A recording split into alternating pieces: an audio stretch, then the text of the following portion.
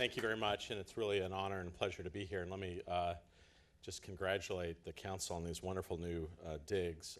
I want to say a couple of words of thanks in particular. First of all, to my friend Liz Economy, who runs one of the most innovative and interesting programs on China at the council. Just terrific. And I'm one of those people who, been on the out a long time. I know what it's like.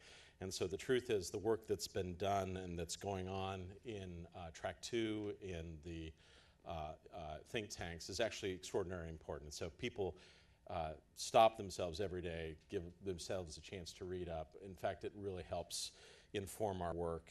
Also, to her boss, Richard Haas, one of the things that you hear often in Asia is that there are no great strategic thinkers left in the United States, or at least there's no new generation after the Kissingers and others. And the truth is, if we're honest with ourselves, Richard Haas belongs firmly in that group of ascending people that will play an important role in thinking about the American role in the world over the course of the next generation. And finally, to my friend Randy Schreiber, I must tell you quickly before I get started something that I think advice that should always be taken. He worked with me in the Pentagon for about 5 years. During that period, a very treacherous, challenging period on a variety of levels, Randy never made one mistake, not one, in terms of how to think about managing cross-strait issues, China relations. And I remember once we were getting ready for a Senate testimony, and he asked me a question about, would the United States consider doing this in this circumstances? And I started to answer the question, and Randy interrupted me. She says, never, ever answer hypotheticals, ever, particularly when you're in government. So I think when I got this invitation, I'm thinking, think about China 15 years hence. Like, this is like the mother of all hypotheticals. And so, on the record, here I am. So anyway, so great advice for Randy. I'll try not to violate it. But when Randy invited me, I was honored to come and grateful. I'm going to offer some initial sort of way to think about this, hopefully give us a little bit of humility as we go forward, and then I'd be happy and pleased to take any questions from the floor as we go on. The first is, as we look forward 15 years, it might make sense to look back a little bit in terms of particularly issues that we might describe as hegemonic prophecies, right? How we think about the rise and falls of nations. And in truth, if we just focus on the Asia-Pacific region, beginning in the mid-1980s, just 20, 25 years ago, you will note how often we've gotten it wrong compared to how we've gotten it right. In 1986, then Soviet Premier Gorbachev traveled to the East and gave a talk in Vladivostok about the rise of Soviet power in Asia in 1986. Very famous speech. Caused a lot of commotion in the Asia-Pacific region. This new innovative Soviet leader is going to put the United States on the defensive, major challenges, big new world ahead of us. Well, in retrospect, even a couple years later, it looked laughable. But obviously, at the time, it was thought of ushering a quite new era. Several years later, 5 or 6 years later, a couple of columnists wrote a piece that suggested that the Cold War was over and Japan had won.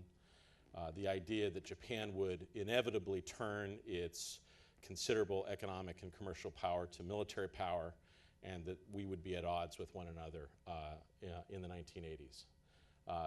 And the idea, I think several of us have a book collecting dust on our shelves called The Coming Conflict with Japan. The idea that the United States and Japan were determined to be at odds because of Japan's growing strength in the global environment. That, I think, was followed by a period in which there was a belief that the United States was in the midst of a precipitous decline.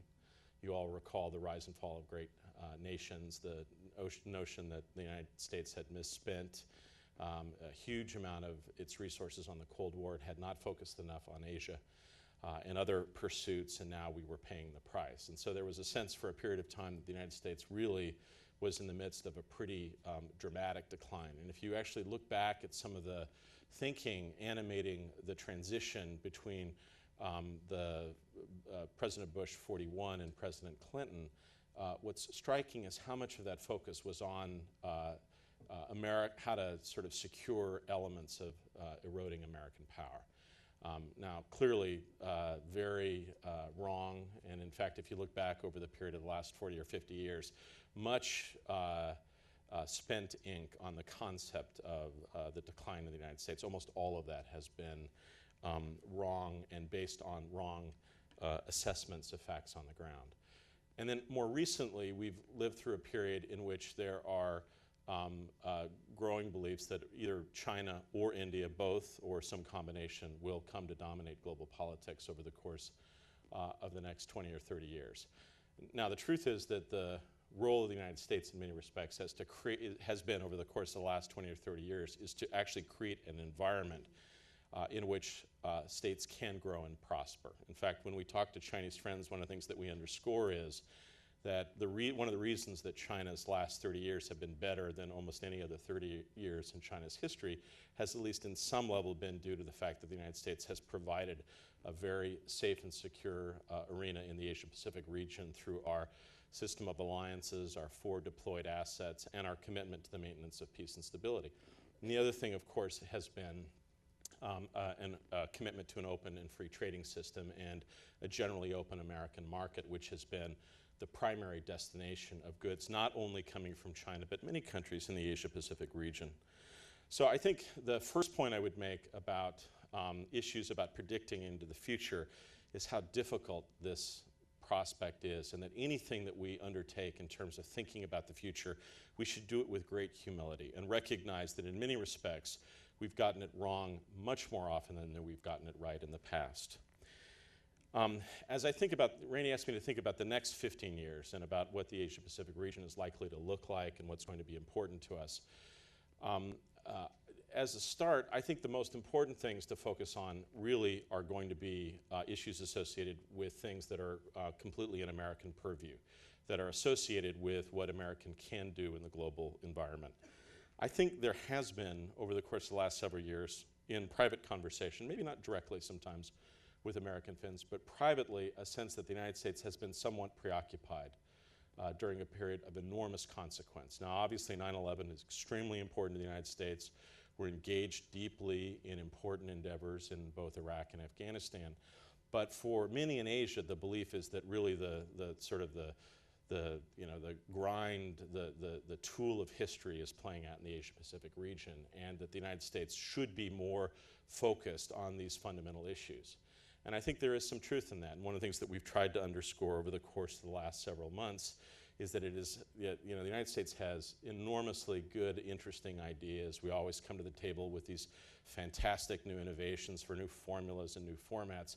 But in many respects in Asia, one of the most important things you can do is just show up. Just actually coming to the meetings and sitting in the empty chair can send a signal that is important as almost anything that you want to accomplish. And so one of the things that I've tried to underscore, in at least the meetings that I'm in, that a generally good attendance record is actually the first step towards a successful Asia-Pacific policy. And that's some of the things that we're trying to accomplish going forward and looking forward, even during the midst of real challenges on the domestic front with healthcare legislation, with big challenges associated with Afghanistan and Iraq that the president is going to go.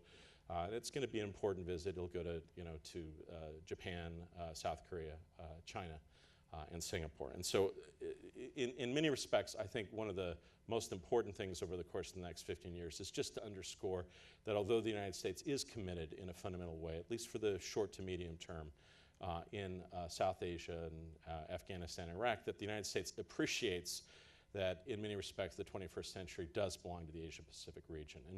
And I think one of the things that you see in speeches, and we all have gone to those speeches in which, the cold chicken, and we're listening to the speeches about the Asia-Pacific century.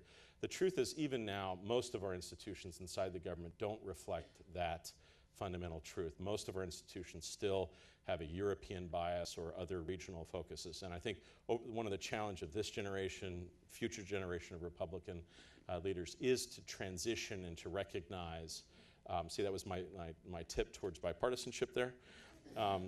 See how bipartisan we are? That it is a recognition of how important it will be to make sure our institutions, our commitment, and our attention are focused on these new realities of the Asia-Pacific region.